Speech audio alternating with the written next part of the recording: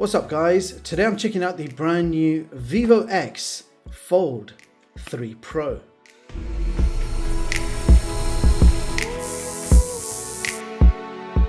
Now this is one of the most feature-packed folding smartphones I have tested so far. It has almost everything you could want from a flagship foldable with little to no compromise. So let's dive deeper and find out what this smartphone can do and how good it really is. So let's start off with the design. Now I have the Fold 3 Pro in Celestial Black, but you also have the option for Solar White. And I must say it's quite an attractive smartphone. The corners are slightly rounded and the edges of the phone have a subtle curve, which does indeed feel nice in the hands. Now the first thing I want to mention is the size. This phone is one of the thinnest flagship folding smartphones I have seen so far. It's 11.2 millimeters in thickness when folded. And when unfolded, it's only 5.2 millimeters, which is insanely thin. And in comparison, the Samsung Galaxy Fold 5 is 13.4 millimeters folded and 6.1 millimeters unfolded. So Vivo's new foldable is the thinnest from the bunch. Not only thin, it's also lighter than the Galaxy Fold 5, so 236 grams, and the Galaxy Fold 5 is 253 grams. Now the VIVO X Fold 3 Pro is constructed from an ultra-fine glass fiber back, giving you that premium feel of a glass-like texture, but this is supposed to be 15 times more impact resistant than a normal reinforced glass back cover. So it's designed to be durable, scratch resistant, it's not prone to fingerprints, and it's very lightweight. Now the hinge itself is made from ultra durable carbon fiber, which is again tough and lightweight, and the hinge has undergone vigorous 500,000 folds and unfolds, achieving TÜV Rheinland certification for hinge reliability. And the hinge mechanism itself feels ultra smooth, and when closed you can see it closed completely flat, and you can see there are no gaps in between the phone. Now Vivo's new foldable also features armor glass on the front cover display, so it's not Gorilla Glass that we're all already familiar with. Vivo has opted for armor glass, and this has achieved an SGS 5-star glass drop resistance from a Swiss-based testing and inspection company. So in other words, expect that front cover display to be durable and reliable and scratch resistant. And to further complement that durable design, we also have IPX8 certifications for water resistance. Now IPX8 means this phone will survive an accidental drop in shallow water, but realistically I would consider this phone splash resistant. So for example, it's okay to use in the rain. Please note this phone is not IP68 certified, so it's not completely water resistant. And the small print on Vivo's actual website states water damage not covered by warranty. So take this phone as splash resistant and nothing more. Now we also have an interesting rounded camera bump design with a silver metallic ring finish, and it's nice to see the ZC's logo, 3 sensors, and we will indeed go into more detail of the cameras later in the video. So design wise it looks and feels great in the hands. You've got an in-display fingerprint sensor on the front display, and you have an in-display fingerprint sensor for the main display. It feels ridiculously slim, to the point where you start wondering how the hell did they manage that? Now for ports, at the bottom we have a dual 5G SIM tray. We've got 2 antenna lines and a loudspeaker in between. We've got a single microphone. We've got 2 more antenna lines, Type-C charging port, and that is USB-C 3.2, and it does support display out. We then have another microphone, and on the side we have a volume rocker power button, and we have 3 more antenna lines. Up on top we have 2 more antenna lines, a microphone, another antenna line, an IR blaster, which I'm quite excited about as Samsung foldables do not come with IR blasters. And right next to it you have another small speaker and another antenna line. If we check out the other side, we've got a mute switch so you can put the phone into silent mode, and then we have 2 more antenna lines. Now a quick look at what you get inside the box. So we've got paperwork, user manual and SIM eject tool. We've got a Type-C to Type-C charging cable. A 120 watt flash charger is included in the box. And you also get a single cover for the rear. So no front cover, just a rear cover included. I'll show you how that looks as well. That's the before and that's the after. The Vivo logo changes from white to black as well. Otherwise you've got a very similar finish. Now let's talk about the displays, starting off with the front screen. So on the front we have a 6.53 inch AMOLED 8T LTPO display with 120Hz refresh, and it does support smart switch, or you have the option to go 60Hz or 120Hz all the time. Screen resolution is 2748 by 1172 with 457 pixels per inch and can achieve up to 4500 nits of peak brightness. And if that was not already a beautiful display, you also get HDR10 Plus and Dolby Vision. Now, when you unfold to the main screen, you are presented with a gorgeous 8.03-inch AMOLED 8T LTPO display, also supporting 120Hz refresh. And again, you have the same smart switch and the options for 60Hz or 120Hz all the time. Screen resolution is slightly different for the main screen. It's 2480 by 2200 with 412 pixels per inch and up to 4500 nits of peak brightness. And the main screen also supports HDR10 Plus and Dolby Vision. Now, as with all foldable smartphones, do expect a crease in the middle. Although this is a brand new phone, so the crease is not that visible. I can only tell you what will happen over time, and I'll update you guys in a pinned comment. But as it stands, beautiful, gorgeous main display with a very minimal crease in the middle. Now let's talk performance.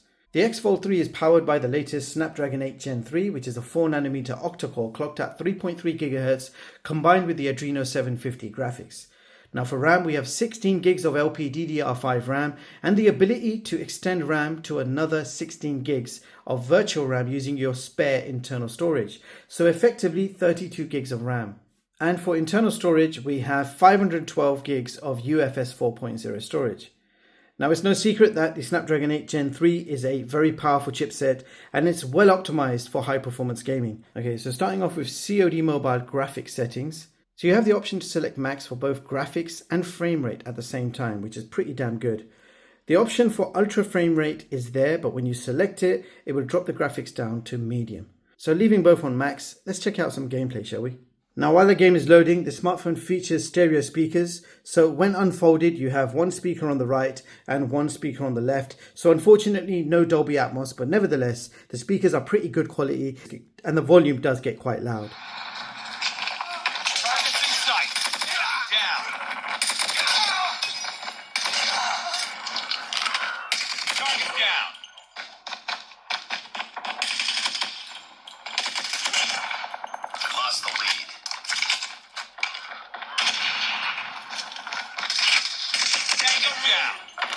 Okay, so now let's talk cameras.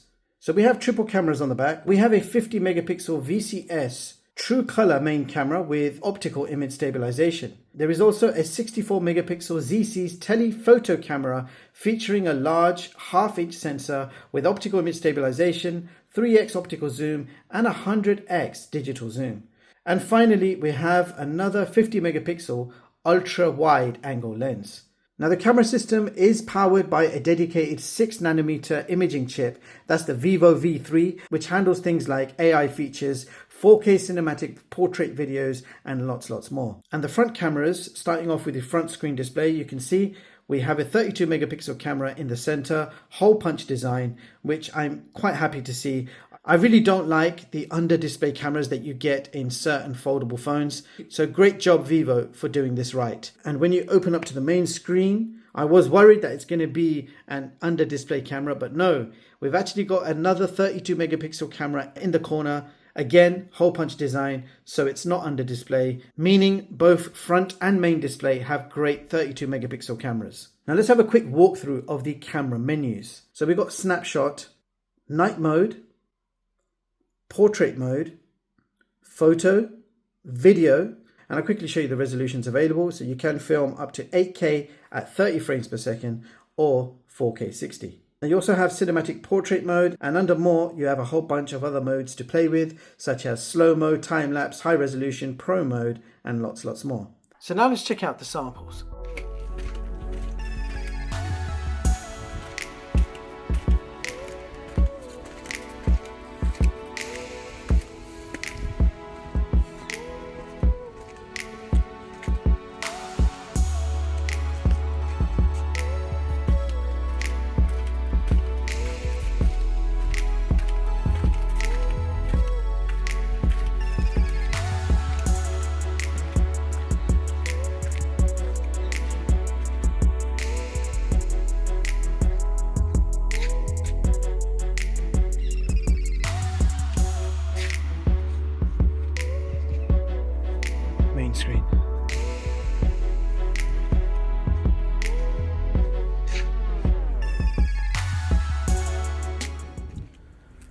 So now I'm using the rear camera for selfie video, 4K 60.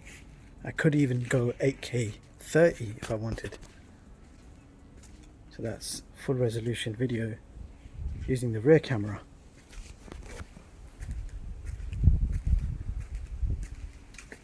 That's pretty good. So cinematic portrait mode video using the front cover display.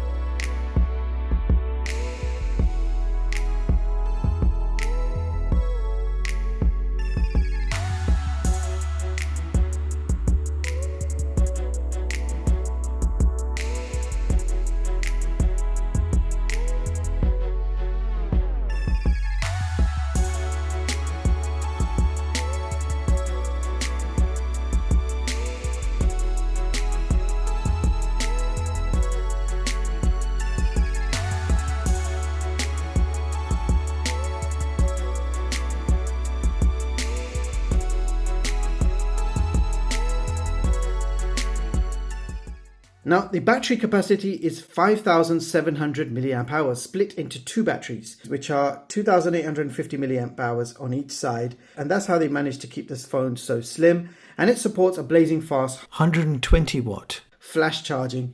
The charger is included in the box. Charging speeds are insanely fast. It takes only 30 minutes to achieve 100% charge. So that's pretty impressive. And the phone also features wireless charging. That's 50 watt wireless hypercharging. Now this phone is running Android 14 and you have Vivo's Funtouch OS 14 on top. Now along with that you get Wi-Fi 7, dual SIM 5G, you've got Bluetooth 5.4, built-in NFC, all Google services are provided, so complete Play Store, YouTube, Gmail, everything is there with no limitations.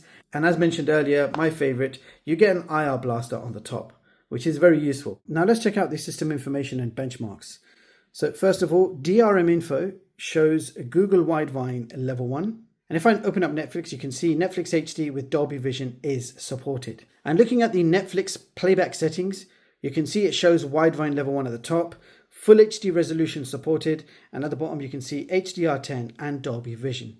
Furthermore, here is CPU-Z where you can check out the clock speeds, and you can see we are running the Adreno 750. And that brings us to our benchmarks, beginning with Geekbench, single core score of 2081 and multi-core score of 6201. And in Antutu, this phone achieved a massive score of 2.04 million. So insanely high benchmark scores. And to give you an idea of how powerful this smartphone is, let's check out my latest smartphone performance chart of 2024, showing you all the latest smartphones and seeing how they compare with each other. And all smartphones are ranked by Antutu benchmark performance scores. So higher the score, more powerful the phone, and therefore higher the phone ranks. So as you can see, the Vivo X Fold 3 Pro has taken position 3 on this chart with a benchmark score of just over 2 million. And as usual, I will be constantly updating this chart. So to see the most recent, head over to chixtech.com to read it at your leisure, and of course, completely free of charge. Now let me talk a little bit about the OS. Funtouch OS 14 has come a long way, and I found that multitasking, multi-window, dual screen features are amazing on this phone. So well structured, easy to pull off, and helps you make use of that large 8-inch main display. Now one great example is Flex Mode. So in this mode, if you partially fold the screen whilst using certain compatible apps, you will get a unique split screen navigation setup where the bottom screen turns into a touchpad, giving you an almost mini laptop experience. You can see there's a mouse cursor there, tap to select, and it even supports multi-touch gestures like 2-finger swipe to scroll up and down. Now you have a menu bar to access other shortcuts like taking screenshots. You can adjust the volume, you can adjust the brightness, and you can even bring up your taskbar should you need it. And when watching a video or movie in Flex Mode, it doubles up as a very convenient stand with adjustable viewing angles. So if you're into watching movies on your phone, then Flex Mode is pretty handy. So there you have it, guys. That was the new Vivo X Fold 3 Pro. And here are my pros and cons. So you're getting a great overall design, Durable hinge, scratch resistant body and glass. Both front screen and main screen feature a beautiful 120Hz AMOLED display. You have a superb flagship performance from that Snapdragon 8 Gen 3, great battery life, 120 watt flash charging, 50 watt wireless charging. All cameras are pretty amazing. You can really create some magic with these cameras. I personally love the cinematic portrait videos which you can take with both the front and rear cameras. Both 32 megapixel selfie cameras are not hidden under the display, so you can take some pretty decent selfies with the normal front cameras.